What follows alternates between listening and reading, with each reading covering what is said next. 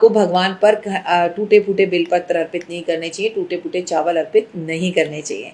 सावन का पवित्र महीना आपके जीवन में खुशहाली लेकर आए। एक बार आपका फिर से स्वागत अभिनंदन करती हूँ आपके, मेरे और माता रानी के इस खूबसूरत से यूट्यूब चैनल पर। मेरा ये संसार दिन दुगनी रात चौगनी तरक्की करे और माता रानी की असीम कृपा इस संसार पर हमेशा बनी रहे। आप सभी को सावन की हार्दिक शुभकामनाएं। ओए हुए कैसा है मेरा ये संसार। चलिए आपका स्वागत है, लेकिन हमेशा की तरह बिलीव इन कर्मा।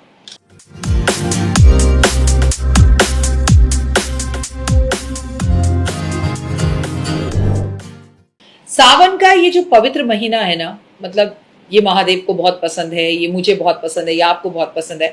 सबसे पहले तो कमेंट्स में लिखकर ये बताइए कि इस बार आप सावन में क्या चीज छोड़ रहे हैं। देखिए, सावन का पवित्र महीना मैडम जी सर जी शुरू हो रहा है 30 जुलाई 2026 और इस बार के सावन में सबसे खास बात है, क्या आप जानते हैं क्या? इस बार सावन जो है वो गुरुवार से शुरू हो रहा है और देव गुरु बृहस्पति इस वक्त उच्च के हैं और कर्क राशि में हैं और इस वक्त देव गुरु बृहस्पति अतिचारी भी हैं और दुनिया भर से खबरें आ रही हैं। बच्चों ने ये किया, बच्चों ने वो किया, सिया ने केतन को फेंक दिया, सिया ने चेतन के लिए फेंक दिया। एक दुर्भाग्यवश 13 साल की बच्ची का 32 लोग 30 लोग रेप कर देते हैं। मतलब एक लड़की ने अपनी मम्मी को मार दिया सरकारी नौकरी के लिए। तो ये सब सुनकर बड़ी घबराहट सी होती है ना। तो गुरुवार से शुरू होने वाला ये सावन इस बार सबसे खास आपके बच्चों के लिए रहने वाला है। मुझे नहीं पता और एस्ट्रोलॉजर्स क्या करेंगे, लेकिन मैं आपको बच्चों से जुड़ी रेमेडीज बताने वाली हूँ। आप मेरी सारी वीडियोस देखेंगे और वीडियोस को बिल्कुल भी स्क्रिप्ट नहीं करेंगे। 28 अगस्त 2026 से जो है सावन 28 अगस्त तक रहने वाला है और आनंद की अनुभूति पता है आपको क्या है? शुरू कब से हो रहा है? गुरुवार से। संपूर्ण कब हो रहा है? शुक्रवार को। तो अपने आप में खास हो जाता है। तो सावन के महीने के शुरू होने वाले सावन यानी कि भगवान भोले की भक्ति का महीना। इस महीने में क्या करें क्या ना करें, कैसे आपको इस महीने में भोले बाबा का आशीर्वाद मिलेगा, एक एक बात आपको अपनी इस वीडियो में बताने वाली हूँ और खासकर आपके बच्चों से जुड़ी बहुत जरूरी आपको जानकारी मैं देने वाली हूँ। तो देखिए, घर है, ऑफिस है और ऑफिस घर में है तो घंटी तो बजेगी, तो घंटी को नजरअंदाज कीजिए। और महादेव भी कह रहे हैं हाँ भाई बिल्कुल सही बोल रही है, क्योंकि कुदरत यूनिवर्स टिंग टिंग टिंग टिंग आपके घर में घंटी बजा के कह रहा है कि इस वीडियो को आप जरूर देखें। हिंदू धर्म में सावन के महीने का इंतजार हर शिव भक्त को रहता है, बेसब्री से रहता है। इसे देवों के देव महादेव की महिमा का महीना कहा जाता है। ऐसा माना जाता है शास्त्रों में कि इस दौरान सृष्टि का संचार खुद भोले बाबा करते हैं। अरे पता तो है आपको कि अभी भगवान विष्णु सोने चले गए देव जो है शय्या एकादशी पर। तो अब सबसे पहले सावन आता है और सावन में पूरा का पूरा एक महीना जो हमारी सृष्टि का ध्यान रखता है वो भोले बाबा रखते हैं। अब चारों ओर हरियाली, आपको हरियाली छाती हुई दिखाई देगी अब मंदिरों में, और कावड़ियों की यात्राएं आपको बम बम भोले के जयकारे लगाती हुई दिखाई देंगी। माहौल भक्तिमय रहेगा। सावन के इस पावन महीने में कावड़ की यात्रा धार्मिक अनुष्ठानों के लिए विशेष महत्वपूर्ण है। मतलब सिर्फ भक्ति ही भक्ति, भक्ति ही भक्ति, भक्ति भक्ति। कब है सावन का ये महीना? साल 2026 में सावन शुरू हो रहा है 30 जुलाई को, खत्म हो रहा है 28 अगस्त को। सावन की संपूर्ण जानकारी मैं आपको देने वाली हूँ। कब है सावन के सोमवार, पहले तो ये बता देती हूँ ताकि कंफ्यूजन ना रहे। देखिए, मैं तो नॉर्मली कागज पर लिखकर लाई हूं कि हमसे कोई गलती ना हो। सावन का पहला सोमवार 3 अगस्त को है, दूसरा 10 अगस्त को है, तीसरा 17 अगस्त को है और चौथा 24 अगस्त को है। भैया भूलिएगा मत, इस बार 5 नहीं 4 ही हैं। सावन पूरे महीने में आपको कैसे पूजा करनी है, क्या करना है, सब बताऊंगी, लेकिन फटाफट से मंगला गौरी की भी डेट्स नोट कर लीजिए।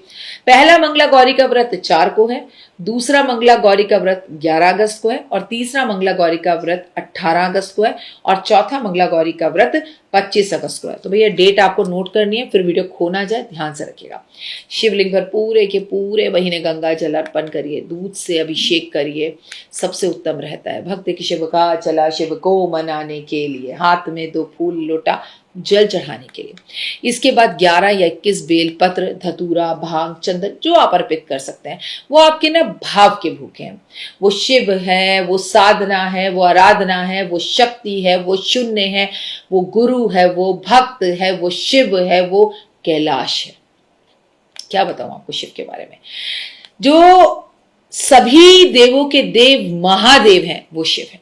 घी का दीपक जलाएं, ओम नमः शिवाय शिवाय नमः का जाप करें, नमः शिवाय का जाप करें, ओम नमः शिवाय का जाप करें, ओम का उच्चारण करें, महामृत्युंजय का पाठ करें, मानसिक शांति मिलेगी, तबीयत सही होगी।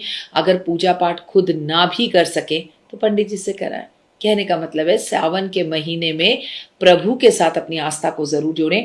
केवल सावन का महीना नहीं है, चतुर्मास का पहला महीना है। बेलपत्र गंगा जल करें भगवान की पूजा। भगवान शिव को बेलपत्र अत्यधिक प्रिय है। लेकिन क्या आपको पता है भगवान शिव को बेलपत्र क्यों प्रिय है?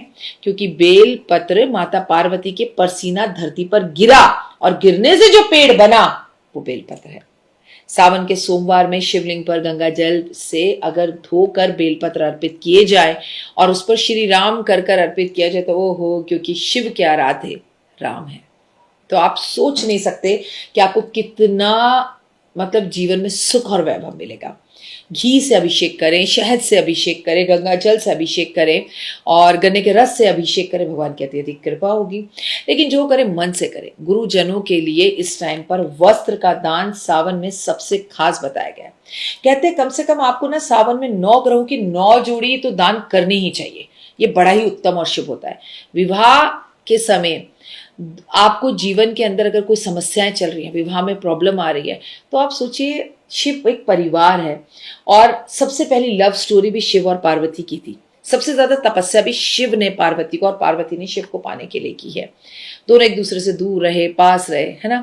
तो जिनकी विवाहित जीवन में समस्याएं आ रही हैं उसे निजात डालने के लिए, घर में खुशहाली के लिए ना आपको एक लोटा जल शिव पर चढ़ाना है। वापस आते हुए जब शिवलिंग पे से जल गिर रहा हो उसे अपने लोटे में भर ले इतना सा और लाकर घर के अंदर छिड़काव करना शुरू कर दें। पूरे सावन झगड़े खत्म हो जाएंगे। आर्थिक तंगी से निजात पानी है तो सावन के महीने में पंचामृत से शिव का अभिषेक करें। दूध, दही, शहद, घी, शक्कर। अब ये पहले मिलाएं, वो पहले मिलाएं, ये इंस्टा की रील्स में मत आइए। आपके वे भगवान भाव के भूखे हैं, इतना हो या इतना हो, लेकिन दूध जो है वो गाय का हो। और सबसे बड़ी बात यह है कि दही भी अगर गाय का हो और घी भी अगर गाय का हो तो क्या ही बात है। सावन के महीने में दान क्या करें? सावन के महीने में मौन व्रत का बहुत महत्व होता है। खासकर भोजन करते वक्त अगर मौन रहकर व्रत किया जाए तो आप यकीन मानिए कि आपकी जिंदगी के अंदर लाभ देने वाला होता है। इसके साथ आपको बता दूं कि केला, नारियल, खजूर, ककड़ी, नारंगी, नींबू, समस्त अन्य ऋतु फलों का भी दान करना चाहिए। आम का भी दान करना चाहिए। आमरस से भगवान का अभिषेक भी करना चाहिए। सावन में अपनी किसी भी प्रिय वस्तु का त्याग कर कर भोलेनाथ को अर्पित कर देनी चाहिए। जैसे मैंने शुरुआत में कहा कि भाई आप क्या खाना आप छोड़ रहे, लाख गुना फल मिलता है। सावन में कुछ चीजें तो ऐसी भी है जो नहीं करनी। भोलेनाथ पर कुछ ऐसी सामग्री है जिसे भूल कर भी अर्पित ना करें। शास्त्रों के अनुसार कुछ चीजें भोलेनाथ पर अर्पित नहीं की जा सकती। शिव पूजा में वो वर्जित हैं। जैसे कई जगहों पर कहा जाता है कि तुलसी भगवान पर अर्पित नहीं करनी चाहिए, तुलसी की मंजरी अर्पित करनी चाहिए। लेकिन मैं आपको बता दूं कि साउथ इंडिया के कुछ ब्राह्मण ऐसे हैं जो कहते हैं शास्त्रों में ऐसा कहीं नहीं लिखा कि शिव पर तुलसी अर्पित नहीं की जाती। अब मुझे नहीं पता तुलसी अर्पित की जाती है नहीं की जाती, लेकिन मुझे ये पता है कि महादेव पर ये अर्पित जरूर किया जाता है जो उन्हें अत्यधिक प्रिय है और बहुत ज्यादा पसंद है, यानी कि बेल पत्र। तो ये आप उन पर अर्पित जरूर करें। इसे अपने पास भी रखें, अपनी तिजोरी में भी रखें। शंख में जल भरकर भगवान का अभिषेक कभी नहीं किया जाता, क्योंकि शंकाचूर नाम के एक राक्षस को उन्होंने मारा था। भोले पर कुमकुम और हल्दी और सिंदूर अर्पित नहीं किया जाता, क्योंकि ये महिलाओं से जुड़ा हुआ है। आपको भगवान पर टूटे फूटे बेलपत्र अर्पित नहीं करने चाहिए, टूटे फूटे चावल अर्पित नहीं करने चाहिए।